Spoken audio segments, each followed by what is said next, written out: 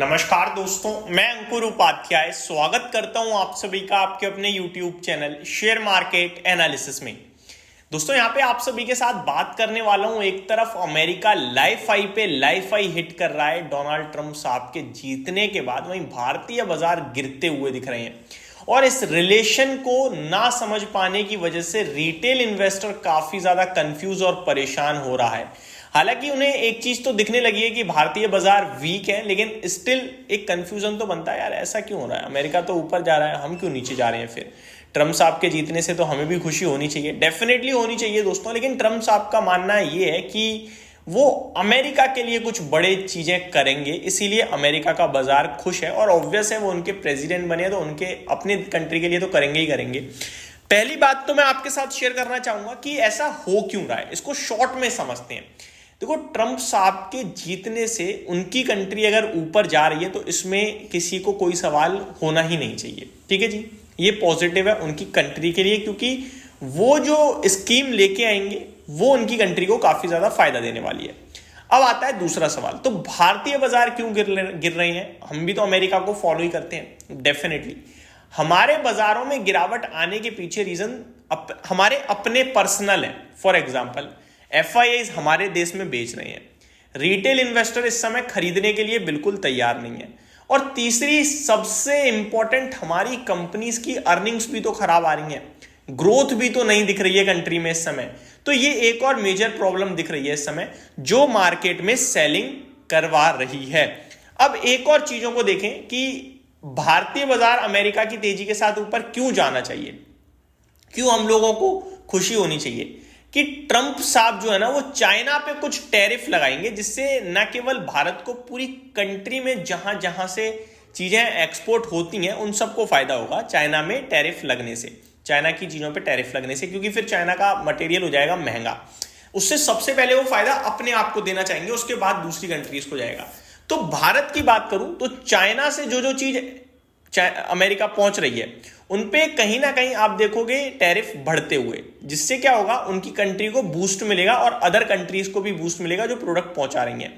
लेकिन एक ऐसा प्रोडक्ट जो आपको दिखेगा डायरेक्टली फायदा लेते हुए अमेरिका की ग्रोथ से, उस सेक्टर में तेजी बन रही है, रिजल्ट्स भी अच्छे आ रहे हैं, और उसके बारे में मैं आप सभी के साथ अगली वीडियो में बात करूंगा।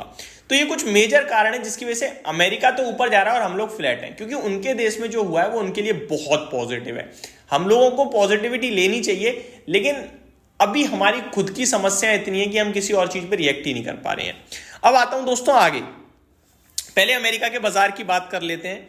कल अमेरिका के मार्केट में एक बार फिर से आपने लाइफ हाई लगते हुए दिखा है। डाउ जोन्स जहां पे 44,000 के ऊपर के हाई लगाते हुए दिखे हैं, एट द एंड 43,988 के लेवल्स पे 259 पॉइंट्स ऊपर डाउ जोन्स बंद हुआ है। नेस्डेक की बात करें तो ये फ्लैट टू पॉजिटिव बंद हुआ है। S&P 500 लगभग 0.38% ऊपर बंद हुआ है, एंड रसल 2000 में करीब करीब 1% की तेजी देखने को मिली आप सभी को।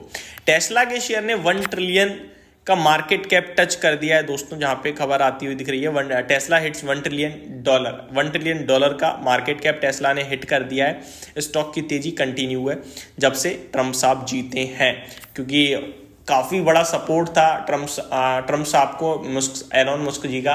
अब जब वो जीते हैं तो इन्हें भी डेफिनेटली बड़े फायदे होते हुए दिखेंगे, और उसी का फायदा मिलता हुआ दिख रहा है टेस्ला के शेयर पे।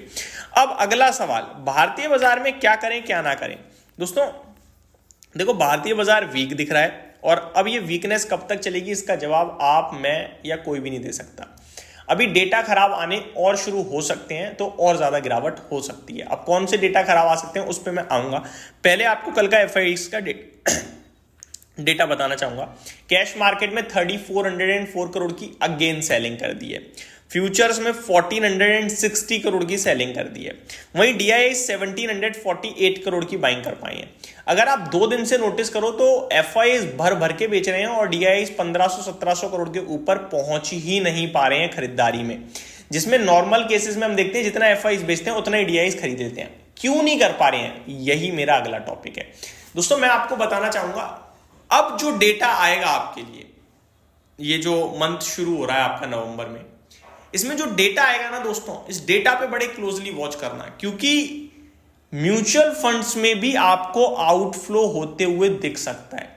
मे बी पॉसिबिलिटीज है कि रिटेल इन्वेस्टर वहां भी रिडम्पशन मार रहा हो, एसआईपी कैंसिल कर रहा हो।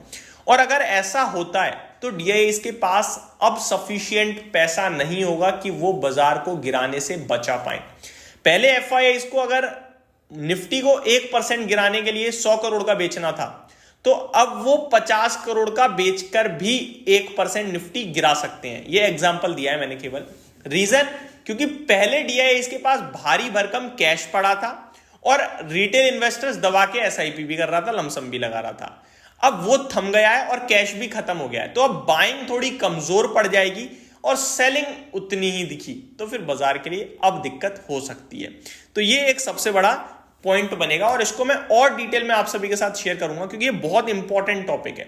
इस वीडियो में दोस्तों सिर्फ इतना ही। अगली वीडियो में मैं आप सभी के साथ एक स्पेशल सेक्टर शेयर करूंगा जो तेजी में रह सकता है और संकेत पूरे हो चुके हैं। अब मनी रोटेट जो करता रहेगा वो पैसा बनाता रहेगा। और अगर आप लॉन्ग टर्म इन्वेस्टर हो तो मनी रोटेट करने की कोई जरूरत नहीं है। आराम से बैठो, अपने स्टॉक पे भरोसा रखो, गिरावट में खरीदते रहो और आपके स्टॉक का जब साइकिल आएगा तो आप बहुत अच्छा पैसा बनाओगे। सिंपल है। ये मेरी तरफ से अपडेट थी। Thank you so much for watching this video. Have a great day guys.